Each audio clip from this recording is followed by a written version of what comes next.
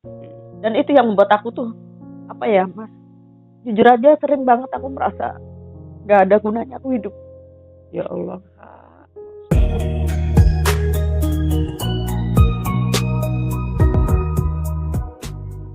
Assalamualaikum warahmatullahi wabarakatuh. Salam jumpa kembali dengan Yudi Starlet. Salam sejahtera untuk kita semua. Kali ini kita kedatangan narasumber yang cantik jelita. Siapa lagi bukan Kakak Rani V.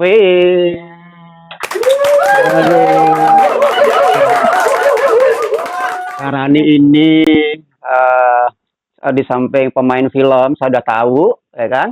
Keduanya nih Kak Rani V ini juga penyanyi yang suaranya luar biasa. Saya masih ingat lagu-lagunya. Halo, apa kabar Kak Rani? Baik, Mas Dedi. Sehat selalu ya Kak Rani. Alhamdulillah.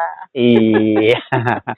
Saya senang sekali nih jumpa lagi dengan Kak Rani V. Ya. Yang notabene ini beliau ini sahabat saya ini luar biasa.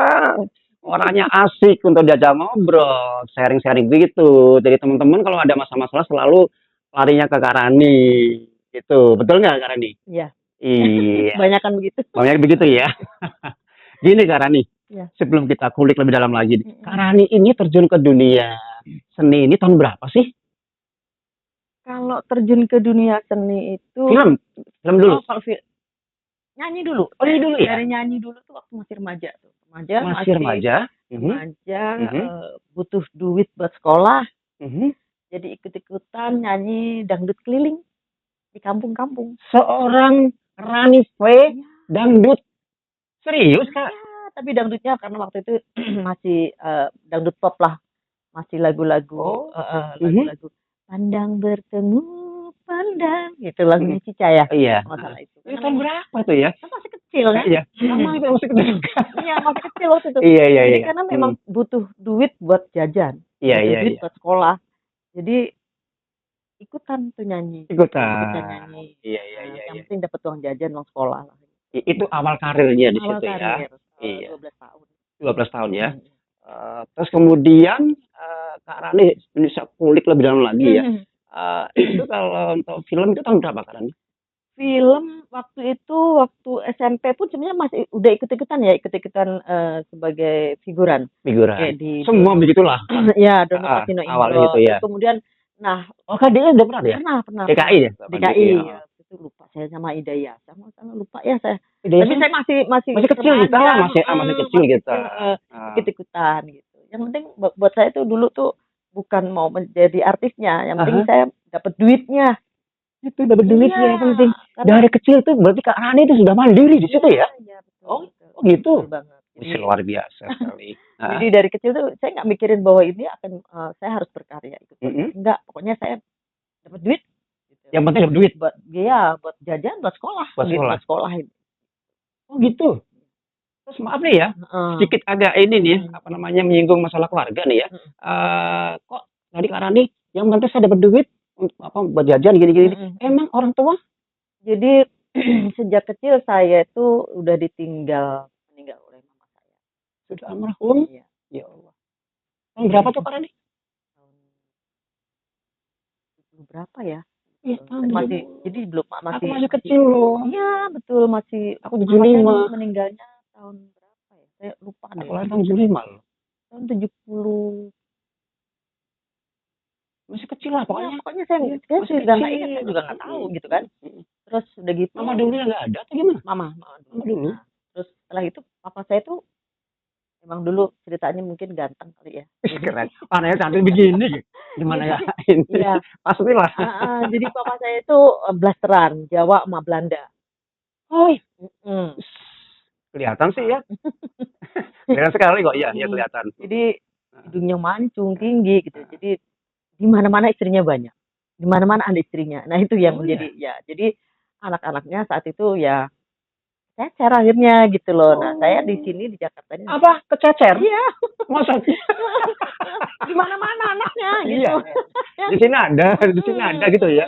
Karena pas saking tadi tuh ya, orang gantengnya itu ya. Terus. Itu tadi masa kecil itu tuh sebenarnya gini Mas Dedi. Ya. Ketika Mas Dedi menghubungi saya untuk cerita masa lalu belum nggak ada yang nangis. sebenarnya males bicara, tapi di sini yang buat aku tertarik tuh Mhm. ya ada ketika kita bicara melepaskan unek-unek itu Unek-uneknya. biasanya berkurang beban batin. Itu dia. Semoga nih unek-unek sama Kak Rani ini nanti bisa memberikan apa namanya nilai positifnya, Mhm, ya kan? Nanti juga kita ketemukan dengan teman saya nanti deh. Itu mhm. nanti aja lah kita bahas ya. Tapi saya berpikir Mm-mm. juga Terus gitu, silakan ya. kapan lagi kita Mm-mm. memberikan Berbagi. kehidupan saya itu menjadi edukasi buat teman-teman, siapa tahu Itu dia. ada yang mengalami seperti saya, Iya. jadi harus bisa tough, Iya. bertahan. Contohnya Kak Rani sendiri Betul, ini. harus bisa, harus mau berjuang Betul sekali ya. seperti Iya. itu. Walaupun sebenarnya saya berkali-kali itu nyerah, Hah? Tuhan saya capek. Oh pernah sampai di bawah? Sering, bukan capek. Oh iya. Sering. Seorang Kak Rani itu kalau saya lihatin tegar loh nih Kak Rani saya Kelihatannya lihatin. tegar, happy, tegas, ya kan Saya lihat kelihatannya seperti seperti itu. itu, strong. Tapi itu sebenarnya hanya penampakan sih sebenarnya. Kalau malam pun juga Oh. sering mengatakan Tuhan saya capek. Ya Allah. Kak Rani sampai segitunya. Iya, Ini serius Kak Rani serius, begitu. serius. Ya Allah. Nanti kita kulik lagi deh. Ya. Terus Ya. Jadi dari karena papa saya itu jadi nikah di sana sini, istrinya banyak, anaknya banyak. Jadi saya tinggal total di semua berapa kira-kira itu? mungkin 6. lebih Masya Allah. mungkin lebih ya, kurang tahu ya. Kurang lebih mungkin 6 itu termasuk sama mamanya Kak Rani 12. itu? Enggak. Kayaknya mungkin 12 ya, mungkin 12. Kurang lebih segitu ya. kurang lebih. Iya. Tapi belum kita nggak saling anu ya, karena memang jarak juga gitu, jadi nggak saling dekat. Oh gitu, menjaga jarak lah ya. Ya mungkin jaraknya juga jauh, memang Oh, bukan dijaga, memang jaraknya juga jadi jauh. selama ini tidak menjaga Ada yang silaturahmi. di mana, ada yang di mana pernah. Tapi kan kadang-kadang saya ke Jawa itu nggak tentu ya, kadang-kadang 5 tahun, kadang 3 tahun sekali gitu. Jadi nggak gitu tahu gitu. Oh gitu. Ya, kadang-kadang ketemu terus lupa, ya kan? Kadang-kadang 10 tahun nggak ketemu. Oh gitu. Nanti saya kulik lagi lebih dalam lagi ya. Ini sangat menarik buat saya ya untuk diungkapkan Share untuk memori. Iya betul, share memori betul sekali. Iya. Ini Kak Rani. Kak Rani ini yang namanya dalam untuk namanya ini ya, menuju pra remaja kan itu ada ya, kemudian menuju pra ini ya. Ini Kak Rani, mohon maaf nih, ini Kak Rani nikah itu tahun berapa ya? Nikah aku tahun 2009.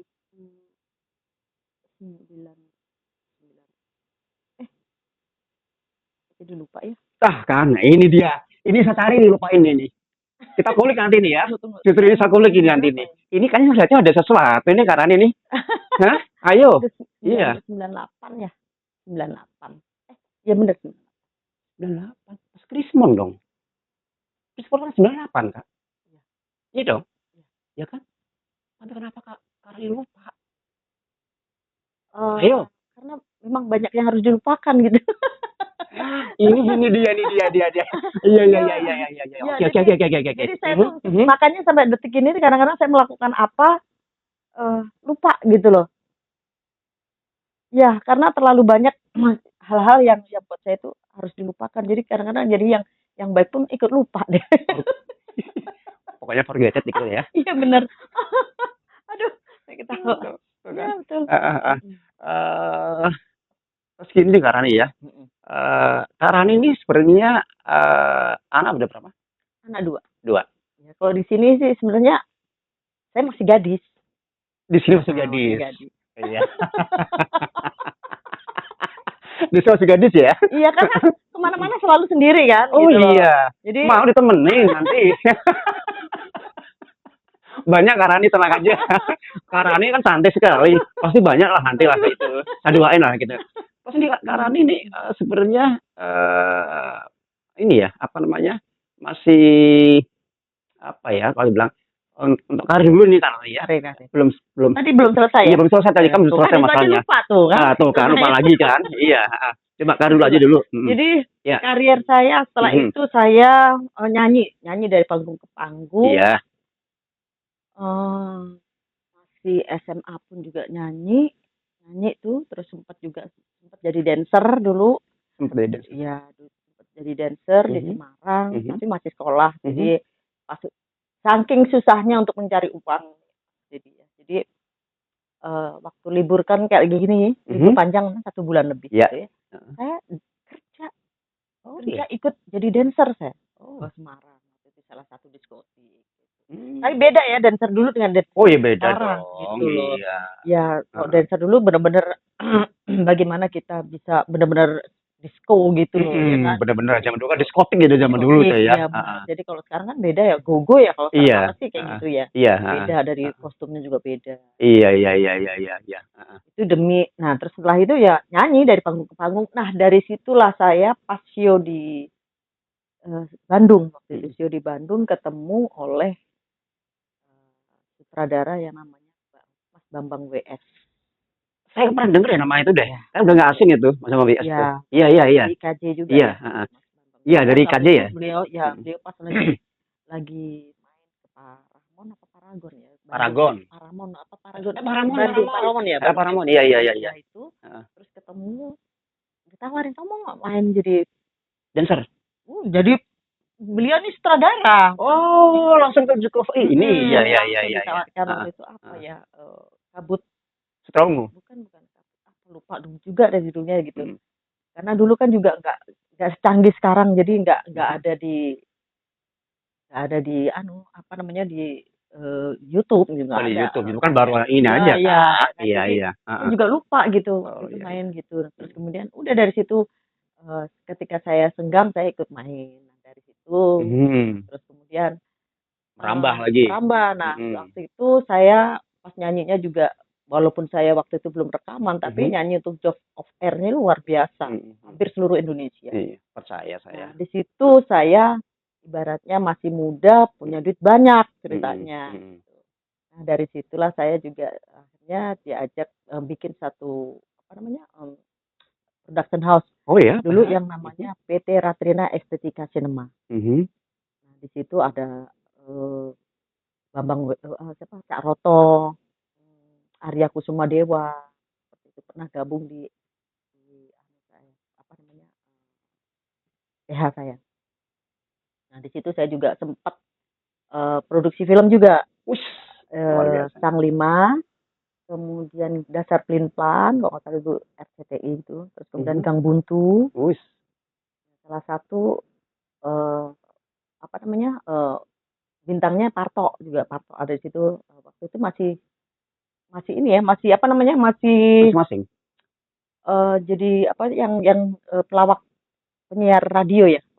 Iya. Parto, Akri kalau nggak salah, pokoknya ada itulah. Iya. Nah, kemudian ada beberapa film yang sempat kita produksi. Masuk ada Mas Gito Gila segala macam. Oh iya. Nah, ketika itu terus kemudian akhirnya married. Tadi menyinggung masalah married itu. Ya. Jadi ketika saya lagi benar-benar di puncak waktu itu, ya udah deh, saya lagi mau bikin satu album. Dulu masih ada Mas Kamal Yosa. Mudah-mudahan ketemu lagi nih ya, karena setelah itu kita kehilangan kontak dengan Mas Kamal Yosa. Jadi bikinkan lagu. Yang lagu itu menceritakan bahwa saya mencintai laki-laki, tapi ternyata dia sudah punya seseorang gitu. Mau nggak mau saya mesti lepas gitu. Nah lagu itu memang kisah juga, kisah salah satu kisah hidup saya juga. Jadi mencintai tapi ternyata suami orang gitu. Jadi mau nggak mau saya namanya judulnya Kurelakan. Tapi ketika itu saya mau sudah menemukan lagi untuk married gitu. Jadi karena saya berpikir, saya tahu nih mantan calon suami saya itu keluarganya keluarga ortodoks, dalam arti businessman. Iya. Tanda kutip businessman. Benar-benar tidak mengenal yang namanya artis. Nah, mereka tidak tahu bahwa saya ini seorang seniman. Gitu. Karena selama ini kan saya di belakang layar, ya kan, sebagai produser. Ketika itu saya nggak nyangka bahwa album saya ini akan menjadi petaka buat saya. Saya bikin lagu deh, ceritanya iseng. Waktu itu kan masih belum ada YouTube dan segala macam, masih di TV ya, TV nasional. Yeah.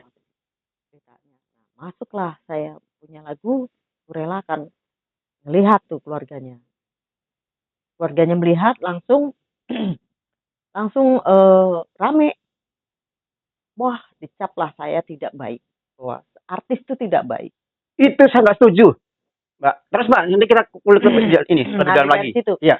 Nah, Silakan. karena saat itu tuh saya memang di dalam lingkungan apa ya, lingkungan yang saya sendiri nggak ada untuk berteman, bertanya, sahabat, nggak ada. Iya. Maksudnya tuh ini aku punya masalah keluarga aku ini begini gitu, nggak bisa. Jadi, aduh, akhirnya harus diputuskan nih antara keluarga atau karier, kan gitu. Wow. Gitu. Nah, karena saya berpikir saat itu saya udah punya uang banyak, kemudian punya keluarga, punya suami. Apa sih tujuan dari hidup kita? Pasti berumah tangga yang baik, ya kan begitu. Ya sudahlah, saya lepas yang namanya seniman, saya lepas yang namanya keartisan. Oh iya. Ya, saya menghilang.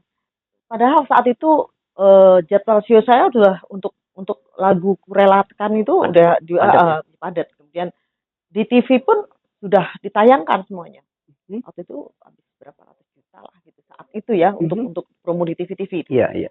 Ya, tapi saya nggak berpikir ya udahlah, yang penting keluarga saya selamat Iya. gitu loh. Keluarga saya selamat, dan saat itu saya berpikir uang buat saya gampang kok. Ada saat itu banyak.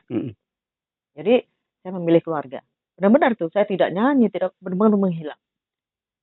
Dan nomor handphone pun ganti. Jadi karena itu tadi saya mau menyelamatkan keluarga. Iya, iya. Nah, tujuan kita hidup tuh biasanya kan ya saat itu ya. Iya. Saat itu kan kita berpikir mau berumah tangga yang baik-baik sampai mau memisahkan itu nantinya gitu. Jadi saya benar-benar bela ini yang namanya keluarga. Jadi saya tinggalkan semua karier saya, masa muda saya tinggalkan. Ya, tapi masih berkata lain. 20 tahun saya rumah tangga dan menghilang, benar-benar menghilang dari nyanyi, nggak apa. Stop. Saya hanya usaha waktu itu sama sekolah kecantikan. Oh. Jadi saya berpikir ya karena saat itu duit ada, keluarga baik-baik, ya kan, ya sudah gitu. Saya tinggalkan semuanya dan saya nggak pernah berpikir bahwa nantinya akan terjadi perpisahan. Karena saya berpikir saya menjaga banget kesetiaan itu, saya jaga, kan. Kekurangan dan kelebihan suami saya terima gitu, walaupun kita sering berantem dan segala macam. Namanya rumah tangga biasa. Oh iya, bumbunya itu. Betul. Nah, itu saya tapi memang kesalahan saya saat itu saya welcome ke teman-teman yang notabene teman-teman saya itu rata-rata mohon maaf agak ngerecokin gitu loh ya, masalah dana dan segala macam. Dan saya kurang protek di situ gitu loh. Jadi akhirnya ya boleh katakan saat itu tuh jadi ya macam kayak tanda kutip kayak dikerjain sama teman-teman gitu, masalah dana. Asas manfaat. Betul. Itu dia. Nah, dari 20 tahun itu perjalanan yang cukup panjang. Ya kan? Saya sudah mengorbankan masa muda ya. Iya, betul. Lagi naik daunnya. Iya. Untuk yang menyelamatkan yang namanya rumah tangga. Tapi itu salah menurut saya. Gitu. Iya. Karena saya nggak pernah berpikir bahwa rumah tangga saya itu akan berakhir. Apa? Akan berakhir. Ya, gitu. Sebentar. Tadi saya belum tanya sama kakak. Kakak itu jendes gue. Enggak, itu iya Mas. Ngomong dulu, jangan itu sebentar. Maksudnya kakak itu sebenarnya married tahun berapa sih? Kok tiba-tiba kata-kata ada ini nah. Ya. Tadi saya belum tanyakan itu. Tahun berapa tuh, Kak? 98. 98 ya? 98 ya. Oke. Nah, itu mulai terlihat, maaf nih ya. Saya kulik lagi lebih dalam lagi, itu sebelum apa namanya menuju sampai ke divorce itu kakak tuh udah mengalami berapa menahan diri ya, mempertahankan rumah tangga itu. Ini berapa tahun, Kak? Sampai 20 tahun. Divorce? Hah? 20 tahun. Kakak sampai bertahan 20 tahun untuk menunggu ada perubahan nggak sih si ini gitu? Atau gimana? Mempertahankan, maksudnya gini, menjalani rumah tangga dengan baik-baik dulu. Pertama baik-baik, mungkin karena itu tadi saya open ya. Temen yang datang, saudara yang datang dan segala macam. Jadi untuk memprotek mengenai mereka masuk dalam rumah tangga saya itu menggerecokin dalam arti gitu ya.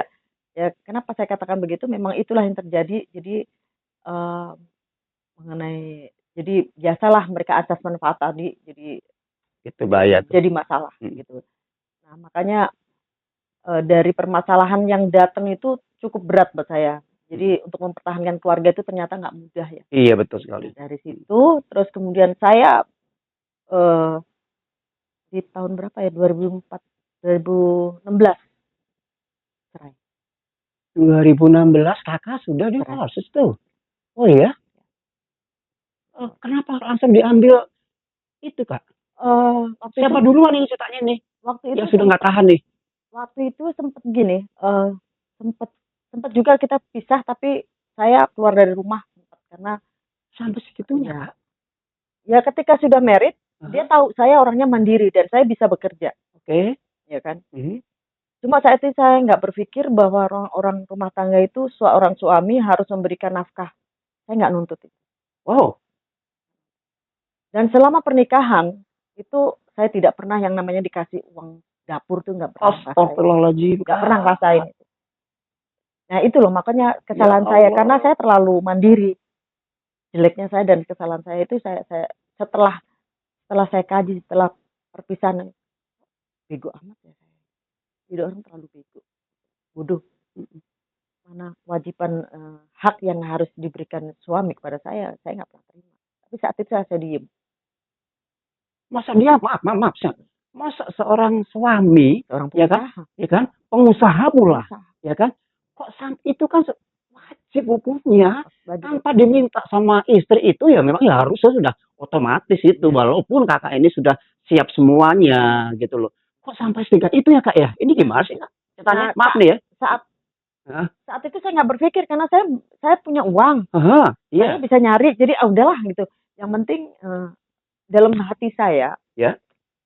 yang penting suami itu bisnisnya bisa berkembang. Gitu. Jadi untuk masalah rumah tangga saya tackle semua tanpa saya mengeluh.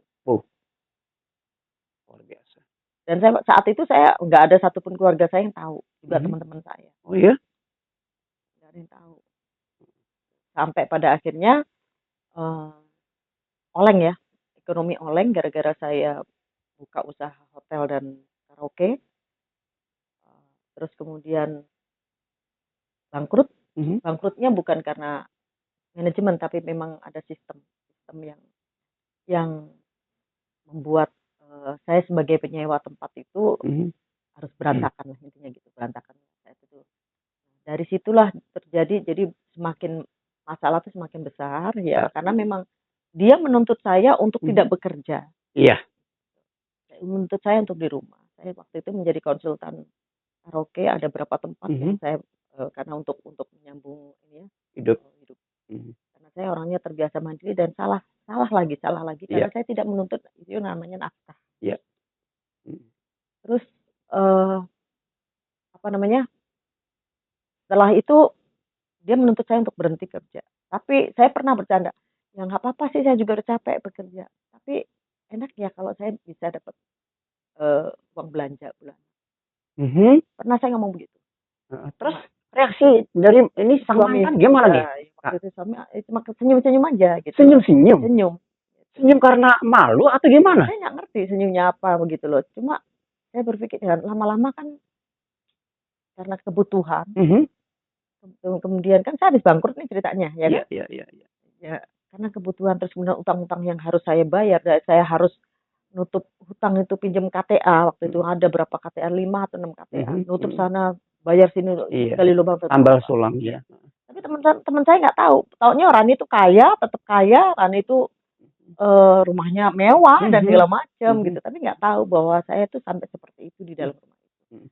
Terus mungkin karena dia melihat saya terlalu sibuk untuk bekerja, kemudian dan dia juga mempunyai dia cukup keras juga orangnya.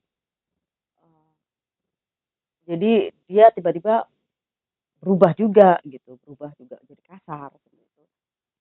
Kasar? Ya, kasar. Maksudnya gimana nih kak? Jadi sampai kasar itu? Jadi kasarnya memang dia tidak berani ke fisik pada saya. Pokoknya gini, satu contoh di rumah saya tadinya tuh pagernya bolong-bolong dari besi gitu ya, tiba-tiba ditutup sama dia semuanya, benar kayak benteng ya, tinggi. Saya kaget kan, loh saya tanya, "Dad itu kenapa?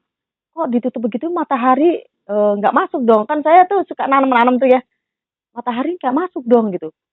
Terus dan lagi tetangga orang-orang tuh yang di belakang suka buang sampah nih samping, kalau nggak kelihatan nanti dibuangin sampah. Waktu itu aja sering kita kan kalau kelihatan gitu kan mereka juga takut ya gitu. Tapi kalau ditutup seperti benteng itu kan bener-bener nggak kelihatan di luar Iya. gitu. Betul aja, baru ada kejadian kita lihat di situ udah banyak laler hijau masuk ke Ya Allah. kamar, ke rumah gitu. Terus saya keluar waktu itu sama asisten saya, asisten saya biasalah kalau hari Minggu itu Beres-beres. beres-beres sampai ke taman, sampai nyangkul-nyangkul gitu. Itu dulu asisten 7 saya. Wih, 7. luar biasa. Saya Iya. cukup Iya, iya. besar waktu Iya, itu. iya, iya. Jadi kita kerja bakti gitu. Iya, iya. Belum bener-bener tuh, ini kok ada lalat hijau, bener. Saya lihat ke samping itu sudah dibuangin sampah yang isinya pempes, mohon maaf ada kotorannya. Nah, itu yang membuat sampah. lalat hijau Iya, masuk ke rumah. Nah, saya langsung telepon, "Tuh kan Dad, baru setengah hari," saya bilang gitu. "Baru setengah hari itu yang namanya pagar kamu tutup seperti itu, sekarang udah dibuangin sampah dan ini ada mohon maaf kotoran." Itu pulang jam 4 pulang dari kantor, tiba-tiba dia pulang itu bawa linggis, itu yang namanya pagar tuh Bongkar semua, apa namanya rusak. dirusak itu ada besi-besi segini mental kalau seandainya itu mental ke kepala saya bagaimana? Nah, Sampai begitu emosinya saya nggak ngerti. Masa dia apa? Harusnya kan dia ngomong cara enggak. Iya. Terus untuk anak-anak sendiri gimana menghadapi orang tua yang sering cekcok seperti itu? Kalau saya enggak, jadi kalau depan anak-anak kita diem. Oh, itu. Nggak pernah. Jadi anak-anak sampai suster saya, pembantu saya, asisten saya nggak ada yang tahu bahwa kita lagi perang dingin. Setelah melihat kedua orang tuanya, dedinya sama mamanya di pos gitu, itu kejadiannya gimana setelah kejadian itu langsung kita diem-dieman selama 3-4 bulan. 3-4 bulan tiba-tiba aku mau ngomong sama kamu, oke. Saya pikir dia mau minta maaf atas apa yang dia lakukan itu. Ternyata enggak, dia bilang kita pisah. Hah? Langsung bisa seperti itu? Kok ini kan tidak ada masalah apa-apa? Harusnya saya pikir dia minta maaf. Iya, ya. betul, iya. Kalau tiba-tiba langsung memutuskan seperti itu? Saya nggak ngerti pertimbangannya dari mana. Saya pikir dia waktu ngomong saya mau ngomong sama kamu. Saya pikir dia mau minta maaf. Waktu itu sudah kasar dan segala macam. Tiba-tiba dia ngomong gitu. Berarti kalau dalam Islam sudah talak ya itu ya? Satu, iya, betul. Saya nggak bisa ngomong, tapi karena merasa di sini beban sudah terlalu menumpuk. Kamu nyuruh saya berhenti, tapi kamu nggak pernah ngasih uang belanja. Sementara kebutuhan rumah tangga itu dan hidup itu kan terus berjalan. Harga berjalan. Itu yang tidak pernah disadarin oleh mantan saya. Jadi saya berpikir sudahlah, karena udah sekian lama juga nggak ada komunikasi yang baik tuh nggak ada. Jadi saya nggak ngerti dia bisa berubah seperti itu, saya nggak ngerti. Terus ya sudah gitu, saya oke.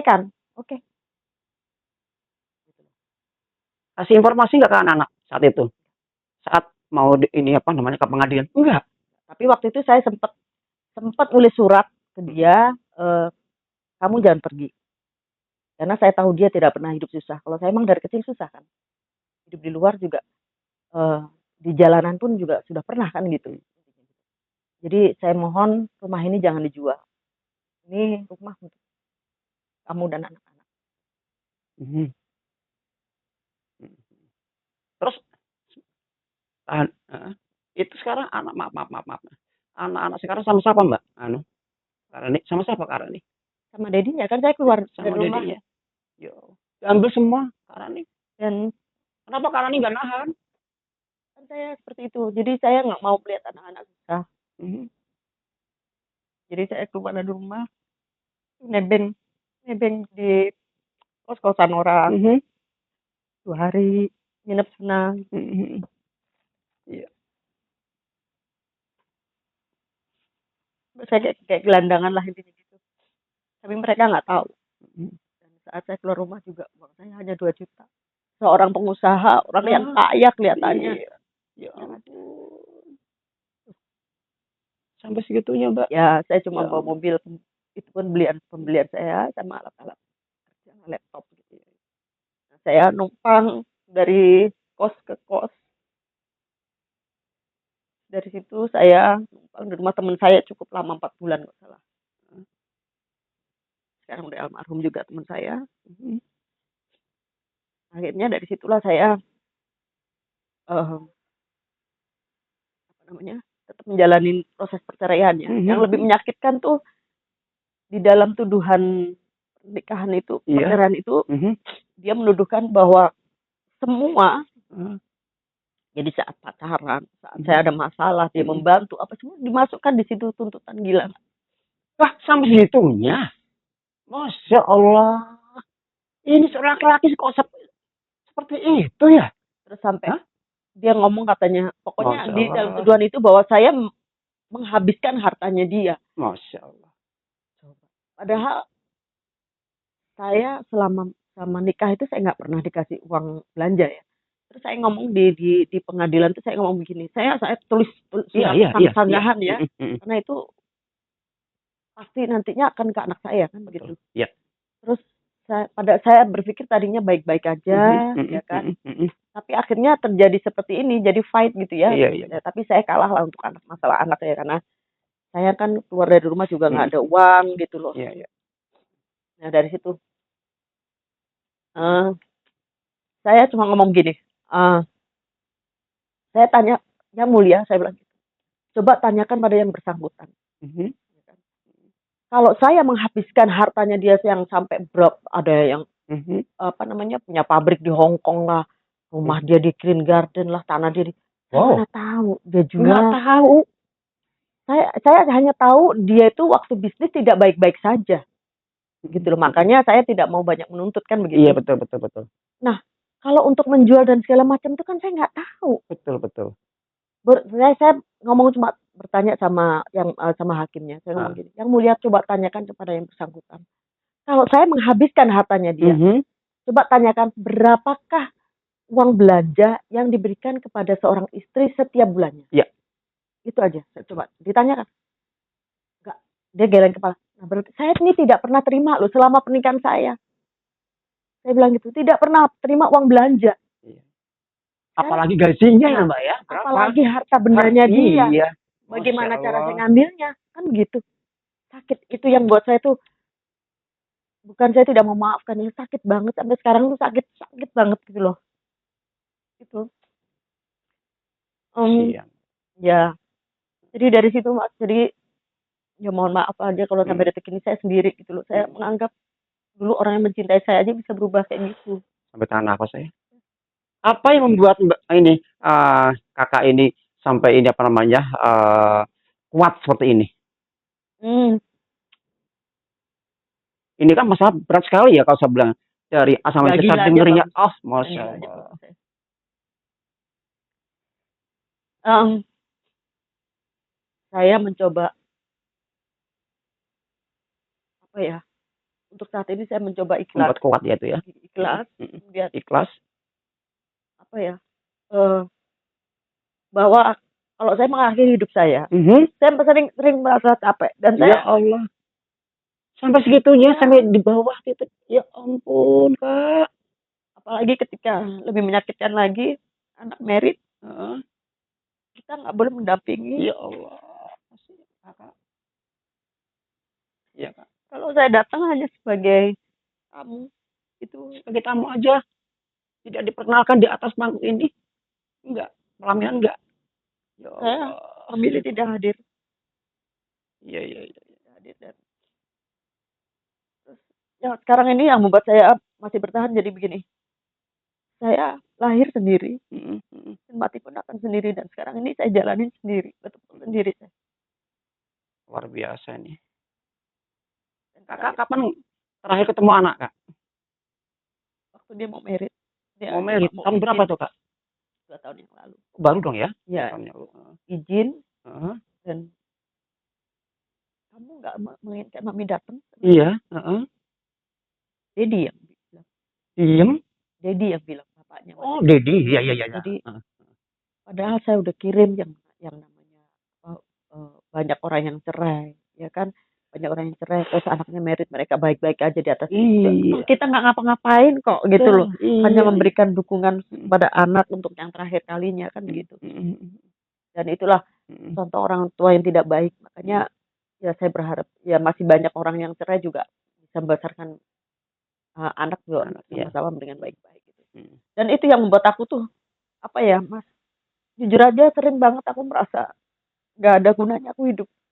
Ya Allah, Kak. Masya Allah. Jadi buat apa? Apa yang saya perjuangkan? Itu ya, Kak ya.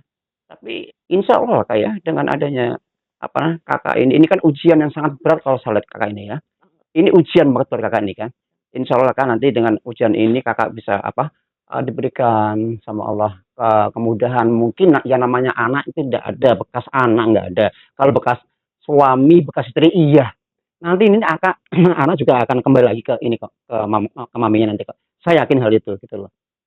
Ya kalau selama ini kan mereka menganggap saya bersalah, seorang ibu meninggalkan anak-anaknya, tapi dia nggak tahu bahwa saya punya suatu alasan bahwa saya meninggalkan kalian demi kebaikan kalian, karena saya nggak mau mereka susah gitu loh. Jadi biarlah mami yang susah.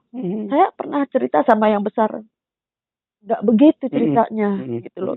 Saya tahu dia punya persepsi penilaian yang jelek terhadap saya, nggak begitu ceritanya. Jadi saya ceritakan masalah saya, dia bilang saya nggak mau dengar, dan itu masalah mami sama dedi. Aduh sakit banget. Iya. Bukan anak. Ya Allah.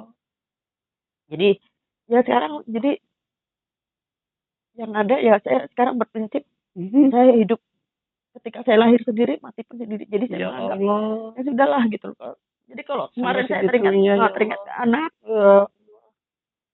saya nggak akan bisa hidup, Mas. Ya Allah. Yang ada hanya air mata Ya, ya. jangan ya Kak ya, nggak boleh Kak ya. Kata Kakak harus tegar Kak. Maaf Kak ya. Sekarang gini Kak ya. Siapa tahu nanti anak tercinta melihat maminya sedang podcast, ya kan, bisa memberikan dia tergugah hatinya dan pikirannya. Apa Kak pesan-pesan untuk anak-anak Kak? Maaf, silakan Kak. Untuk anak-anak mami. Ya, pesan-pesannya untuk anak-anak. Apa yang mami lakukan? Mami meninggalkan kalian sebenarnya hanya pengen hidup kalian tetap baik-baik saja. Mami berjuang di luar, walaupun saat itu mami harus tumpang ke sana sini dan tidak mau kalian melihat mami susah menderita. Kalau kalian sekarang sudah bahagia, sudah apa? Mami ikhlas.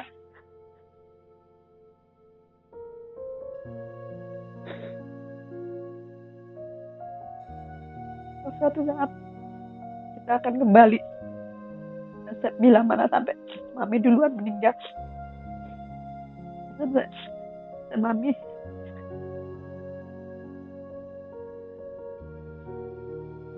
sayangnya Dedi. Kalian harus saling menyayangi.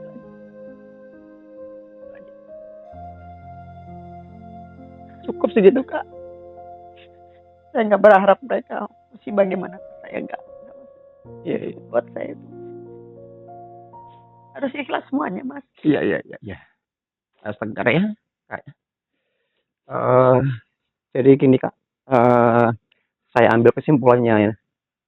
Kakak ini seorang ibu yang sangat luar biasa, yang punya tanggung jawab penuh sebelum menikah sampai setelah menikah, ya kan? Kakak sendiri sudah mencukupin segala hal, ya kan? Tapi hasil akhirnya kok nggak bagus sekali di situ ya. Ini kalau aku lihat di sini, ya Allah, miris sekali saya lihat kakak itu. Untungnya kak di sini itu ini ya punya kekuatan yang sangat luar biasa di situ. Ucapan terima kasih saya kepada, terutama sih pada Tuhan ya, karena sampai detik ini saya masih bertahan hidup. Dan terima kasih pada diri sendiri yang masih kuat menjalani. Harus kuat. Menjalani cobaan ini. Makasih juga Mas Dedi yang sudah mengundang saya di sini. Iya Kak. Semoga mungkin di luar sana ini biar bisa menjadi salah satu contoh kehidupan bahwa seorang yang tegar ternyata mempunyai misteri hidup yang begitu jelek ya, begitu menyedihkan gitu. Dan untuk teman-teman yang mungkin di luar sana yang punya masalah, masih banyak yang orang yang punya masalah lebih dari kalian, yang masih mau berusaha untuk tetap tegar dan mau berusaha tetap bertahan hidup untuk menjadi yang lebih baik. Ya, Terima kasih sudah diundang ke sini. sama-sama Karani. Ya, semoga Karani apa namanya terus kuat, ya kan? Tidak boleh langsung stuck di situ Karani, karena ini kan semua Allah, ya kan? Allah memberikan yang terbaik mungkin Karani ya. Mudah-mudahan nanti Karani akan memberikan namanya anak itu tidak ada bekas anak Karani. Insya Allah Karani nanti anak juga akan ini kok akan apa ketemu lagi ke maminya. Biasanya seperti itu Karani ya. Ya, ya. Oke kalau gitu Karani, untuk sahabat-sahabat DPO yang saat ini sedang menonton narasumber kita yang namanya Kak Rani V, seorang artis film, penyanyi, pengusaha, ya kan? Semoga bisa memberikan nilai positif dengan masukan-masukan dari kakak kita yang cantik, Kak Rani V. Dari saya di Starlet mengucapkan banyak terima kasih. Sampai jumpa lagi. Salam.